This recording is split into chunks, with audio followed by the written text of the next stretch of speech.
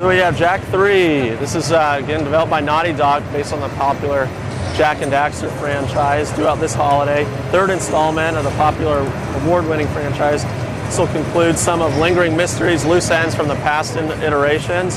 You know, Jak 3 overall is all about evolution.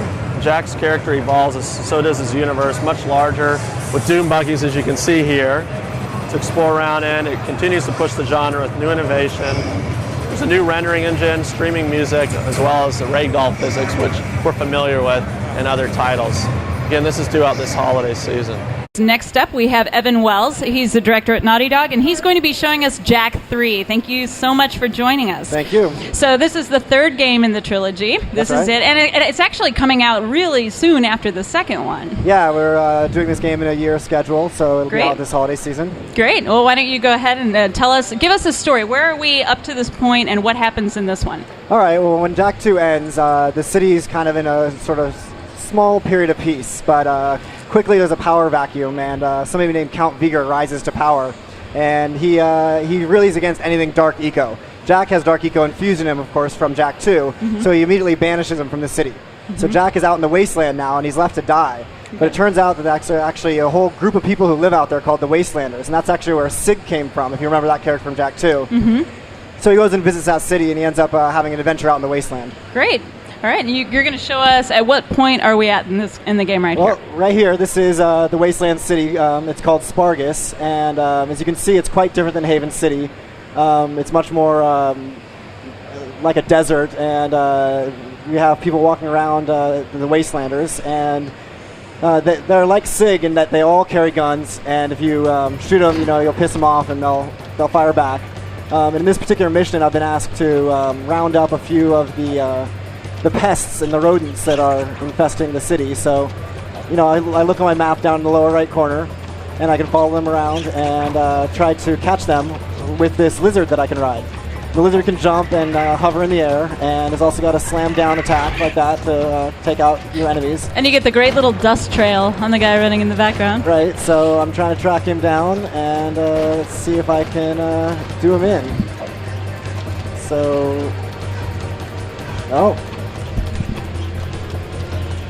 there we go. So we designed the city to solve a lot of the problems that we heard from the fans and the critics about the game. Sorry about that. In Jak 2, one of the problems was that our city was too maze-like, and the traversal time between tasks could be tedious. So we wanted to open it up and really give the player more freedom to maneuver through the city how they like. Okay. And now, how far in is this level? This is the very first level that you'll encounter in the game, yes. Okay, great. And we have one question here from whoops, I lost the message. Well, I remember the message. Someone just wrote in. I was going to read your name, but I'm sorry, I lost it. They want to know how many vehicles will be in the game. If you could tell us about those. Well, I can talk about the vehicles. There's quite a few vehicles, and actually I'll jump to the next level to show you one of them. And how many levels, actually? There will be over 60 tasks. It'll be very similar in size to Jak 2. Okay. In this mission, I get to ride one of the Wasteland vehicles, which are these dune buggy, four-wheeled dune buggies. And it really gives us an opportunity to showcase the rigid body physics system that we developed. It's a very complicated simulation of physics. We have different gear ratios, different slip differentials, centers of gravity, horsepowers and torques. So it really is a realistic simulation on this dune buggy. In this mission, I'm out to hunt these Wasteland metalheads, which are quite powerful. They're much bigger than the metalheads Jak's used to having to deal with. And if they actually hit my car, they can throw me quite a ways. Fortunately, I've got machine guns, but he's also got grenades. Yeah, right. And he's a lot bigger than you. Yeah, he's a little bit bigger than I am. So who's the enemy that people are really going to have to look out for? Oh, yeah. And let me see if I can get over here. Yeah. All right.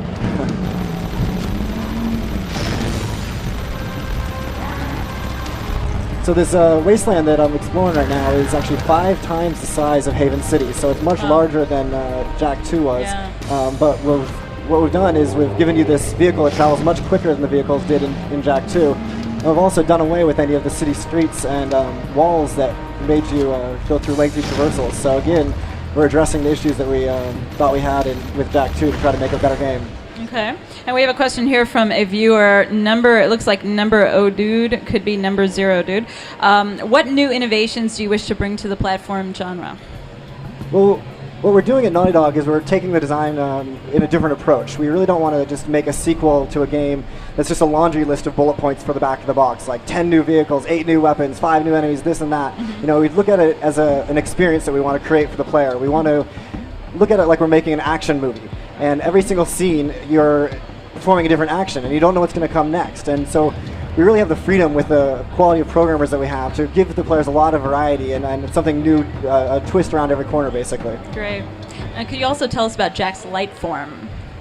Yeah, in Jak 3, we've actually introduced a light Jak mode for Jak to balance out his dark Jak. In Jak 2, he's infused with dark eco. In Jak 3, he's infused with light eco.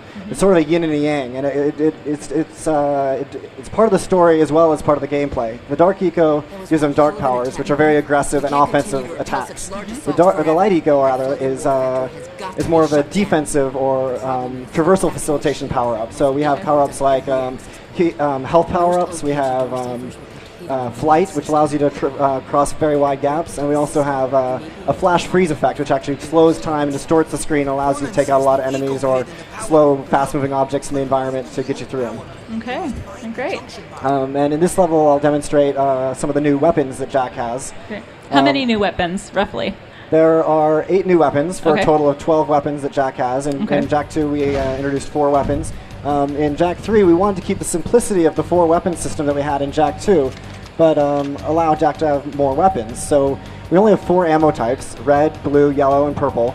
But each of the ammo types has 3 different guns. So as you can see here, I have the same red gun that I had from Jak 2, but I can switch to the second mode, which powers up and then launches a 360-degree attack. So enemies all around me, no problem. I also have the third level of red. Let me get that out. Which fires off a grenade and pretty much takes out everything. Yeah. We also have the same yellow shot from Jak 1, and on the second level it becomes a ricocheting shot, which sorry about that, which I'll demonstrate here. So as I shoot against the wall, it actually seeks out an enemy and hits them like that. So it's a smart ricochet. Okay. And the third level of yellow will actually shoot out a weapon that just blows away everything in the room. So very powerful. That's a good weapon to have. Yeah. And then we'll come to my favorite gun, the blue gun. Again, from Jak 2, we have the ordinary chain gun, but we also have a Ghostbusters or Raiden type weapon. Yeah. And my favorite of them all is the third level of blue,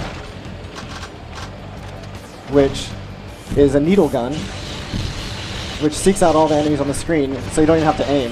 Wow. As you can see, it shoots my ammo much quicker than the first level of blue, so it's a strategic choice whether you want to aim and use the little ammo or not aim and just kill everything in the room. Kill everything in the room. Yep. Now, are you going to show us a Daxter minigame? Actually, I can't show you the Daxter minigame, but I can show you the War Factory. Okay. So the question was asked how many vehicles are in the game. Yep. I don't really have a good answer for that because it's as many as we need to make the game fun. Right. We don't, like I said earlier, we're not trying to make a bullet point list for the back of the box. We're just trying to, every new mission is a new experience, and what does it take to make that experience fun? Okay. In this one, we wanted you to be able to fly over Haven City and get a bird's eye view of the entire city below. So as you can see, Haven City's down below me, and where the palace used to be is a floating war factory.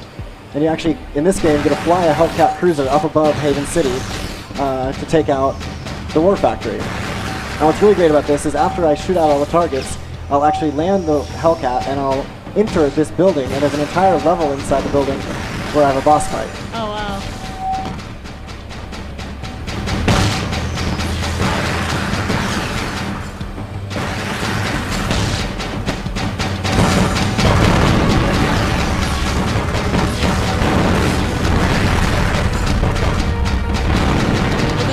This level segues nicely into the next question, being from Zombie FX. What's the difficulty like in Jak 3 versus Jak 2? Well, I'm glad that question was asked, because that was another point that we wanted to address for this game. Was we listened to the feedback that we read on the news boards, and that we heard from consumers and critics alike, and we really wanted to address the difficulty issue.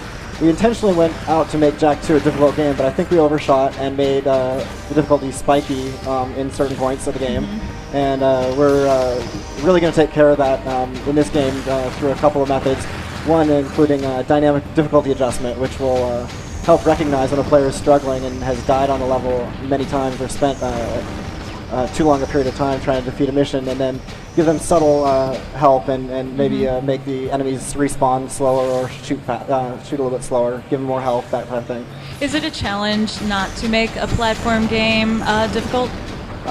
It's a challenge to find the right difficulty, because you have a wide variety of skills with your audience, and in the games that we make, we also put a lot of variety of game mechanics in our game. So somebody might not be skilled at a flying section like this, and might have more trouble with it than they do the platforming section. So that's where the dynamic difficulty adjustment will really kick in and allow the players of all skill levels to enjoy the game. And personally, what's your favorite level? I'm personally partial to the dune buggies in the desert. I really think they're a lot of fun. Yeah. The physics simulation feels great already, and we're still several months out, so it's only going to get better, and I think it's just a lot of fun. Now, for someone who hasn't played the first two games, will they be able to just kind of jump in? I mean, obviously they can play it, but will the storyline mean something to them on its own? Absolutely. The storyline stands on its own, but it's also there for the fans of Jak and Daxter to notice some things that we're doing in this game, where we're actually trying to wrap up the trilogy and sort of bring closure to some of the questions and mysteries that we brought up in the first two games, and sort of just bring a sense of finality to the trilogy. Not a finality to the franchise, because there's still a lot of adventures for Jak and Daxter in the future, but we're just going to wrap up some loose ends. Wrap up. Okay. Do we have another question from the viewers? We're scrolling for one now. Now, when will the game be available? It's going to come out this holiday season, so in time for Christmas, yeah. Great. And here's one last question, and this is from, can't quite read it. Are there any hidden Easter eggs to find? Yeah, we'll put in a lot of hidden Easter eggs. We always like to do that. We got this great, excuse me, we have this great, huge, expansive desert wasteland, which has got a lot of hidden corners and little secret places, so I think there'll be a lot for people to find as they explore the island. Yeah. Great. Does anyone in the audience have any questions? Thought I'd throw that out. Anyone? We'll tell you ahead of time next time. Oh, I'm sorry? Show Daxter. Well, can you show Daxter? Can I? I can't show Daxter, but there is a lot of playable Daxter in this game. We actually, as another request from our fans and the people on the boards, they want a lot more playable Daxter. So we've got some missions that will have Daxter riding animals, riding vehicles, and we also have parts where, as you're walking through the level, there's areas that Jak can't access because it's too high or too small. Okay. Daxter jumps off his shoulder, crawls through the hole, and then there's some platforming sections with the Daxter, so it should be a lot of fun. Well, you mentioned that you really, you pay attention to the forums, you pay attention to your fans for making the third game. How do you determine what to keep from the prior games? What sort of characteristics or features, and what to change? I mean, besides the advice, how do you as a team sit down and decide these things? It has to be hard. It is hard, and a lot of people have their personal favorites, and that always plays a part, but it's really focused on not making the series stagnate. We want to make sure that every game is fresh and new. You saw what we did between Jak 1 and 2, big difference. We want that same difference to be evident between Jak 2 and 3. If we take screenshots from Jak 1, 2, and 3, spread them out all over the table, I want people to very easily say, that's Jak 1, that's Jak 2, that's Jak 3. There should be no confusion. Okay, great. Well, we have one question here. This will be our last one. What kind of challenges did you overcome with the PlayStation 2 hardware architecture to get to such massive levels and still keep a steady frame rate? Good question. Thank you. That was a good question. And the answer is a lot of hard work and very smart programmers. So we're very fortunate to work with Sony and be an exclusive Sony developer, which allows us to really focus at getting the most out of the PlayStation 2, which is just an incredible piece of hardware and has a ton of life left in it. So it's really great, and we surprise ourselves every single game with how much more we can do. Great. Well, thank you so much for your time. It's playable at the booth? It is. Okay, so everybody who's standing here, go over and check it out. And for those of you at home, keep downloading. Thanks you. so much for Thanks. being on the show. You guys want to stick around? We have more coming up. We have giveaways. We also have our Jade Empire interview coming up shortly, and a whole lot more. It's not over yet, but it's getting really close. So stay tuned. Talk to you soon. Great. My name is Amy Hennig. I'm the game director on Jak 3, and I'll show you some of the new things we've got going in the game. What we wanted to do with this game is provide the player a lot more of what they loved in Jak 2 and Jak 1 for that matter, but also kind of continue to refine and evolve the experience. So one of the first things we wanted to make sure was that the game didn't look the same. If you saw a screenshot of Jak 3, you wouldn't mistake it for Jak 2. And to that end, you can see one of the major things we've done is it's changed up where Jak begins in this game. And we've had to add a lot of new technology to support this, but he begins the game cast out into this desert wasteland. He's an outcast. It's sort of this kill or be killed environment that he has to prove himself in. He's sort of a little edgier character this time, not really darker than he was in the previous game, but he's kind of a little bit more cynical. And so what you see here, for instance, is we've got this new technology that allows us to render this enormous desert wasteland. It's about 5 times the size of Haven City in the previous game. And but rather than being kind of this constricted maze-like environment that some people kind of gave us some critiques about, it's a fully open environment. And as in the tradition of Naughty Dog and the Jak games, seamlessly loaded. So as you just go from one area to the next, you're never aware of any loading events. It's completely immersive. The other thing that's new here that I'm demonstrating is obviously we have some new enemies. So you can see some of these guys. I'll try to get one on screen here. These giant desert metalheads. So you have a lot of new enemies that you have to contend with in this game, but they still sort of fit within the fiction that you're familiar with. And we have this rigid body physics model on these vehicles, so it's not just sort of a last-minute thought where we sort of throw these vehicles in and wouldn't it be cool to have wheeled vehicles. It's a complete physics simulation, the way it rolls, the way the gears work, all this kind of stuff. Now we've added a lot of other things. I'll show you some other stuff. We've added a lot of other things to the game to expand Jak as a character as well as his mechanics. And the story, of course, goes without saying. That's something that we'll continue to place a lot of importance on. So I'll show you some of the new guns. In the last game, he earned 4 different guns over the course of the game. Now he earns 12. So the original 4 that he had and 8 more weapon mods. And what we've done is we've placed them all right on. That was one hell I'll of an skip through the attack. cinematics so we can get right to the gameplay, but. We place them right on the D-pad, so you don't have to go into any sub-menu. The gameplay never stops. You can just jump right in, choose from your 12 weapons at any time just by cycling through the positions on the D-pad. So you can see here, for one of the weapon mods, you've got your familiar sort of, now I've taken out all the enemies, there's nobody to show you now. You've got your familiar sort of blast gun from Jak 2, and you've got a second stage of it, which I'll show you when I get past this obstacle. If I get past this obstacle, which allows you to do an area blast effect. And the third stage of it, which I'll show you as I open this door, is a grenade launcher. Whoops, that's a bad way to fire a grenade. And so you can see, as I switch through the weapons, the gun just changes real time, as fast as you can do it. So again, just the gameplay just never stops, completely immersive. Now, as far as some of the other weapon mods go, you have sort of the familiar machine gun that you had in the last game, but you earn more varieties of the blue type of weapon. So you've got this sort of Ghostbusters style sweeping attack. And also, level 3 is sort of this homing missile. Very hard to talk over these weapons, but this homing missile that... oh, I'm not doing very good there. And like I showed you up front too, yellow 3, you can kick out this sort of self-propelling thing that just takes out most of the enemies in the room. Yellow 2 is a ricochet. It's a smart ricochet, sort of similar to your shotgun blast.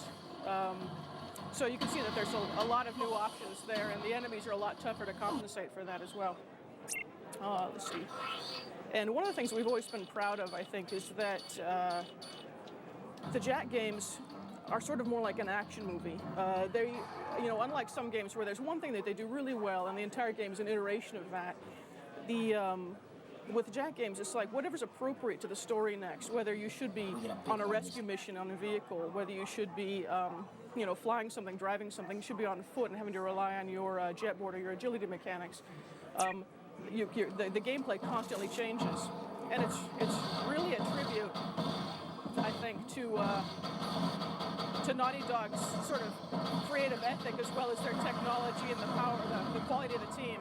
So you can see here's a mission that you come upon later in the game where you have to take on this floating war factory, and you have to hijack this vehicle and come around, fly up here out of the city. You can see the entire low-res city down there. Take out the defenses.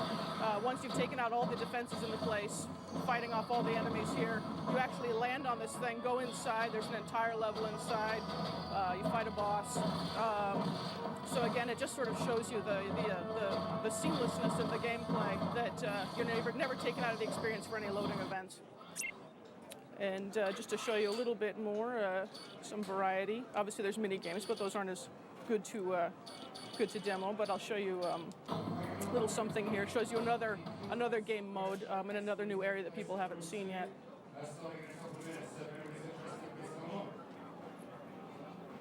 There's a lot of other new technologies as well that hopefully, if we do them right, are almost subliminal. Like there's cloth physics that are now in and just sort of deform naturally with the body. There's ragdoll physics on the enemies so they fly backward naturally. And like I said, obviously all the physics models on the vehicles and all, I mean, it all just adds up to creating a really tight feeling experience. So, some games I think these days sort of sacrifice responsiveness for kind of more elaborate animation and things like that, and we've just always had this ethic that it's a game first, and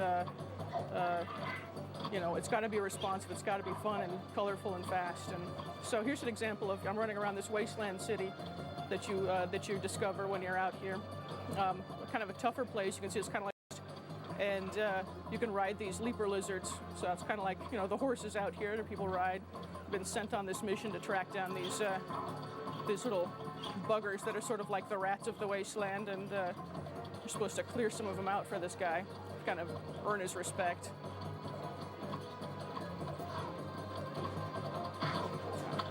Like that. So, pretty good overview of some of the stuff that we're doing. Like I said, there's just a huge variety. It's about the same size as the previous game. About 60 minutes of the animations that everybody's familiar with that are such high quality, and as immersive, the story is as immersive as the previous ones. It does tie up a lot of the loose ends. It is the third one in the trilogy, and we think you'll be really surprised by some of the twists and turns that they discover along the way here. But that's my favorite thing to do. So you can see even the enemies you fight here are a lot darker. It's kind of it's sort of a grittier environment that Jak has to face as he kind of approaches adulthood here. We're really pleased by the variety of the experience that we're able to provide, and that's a good capping moment there. I die dramatically.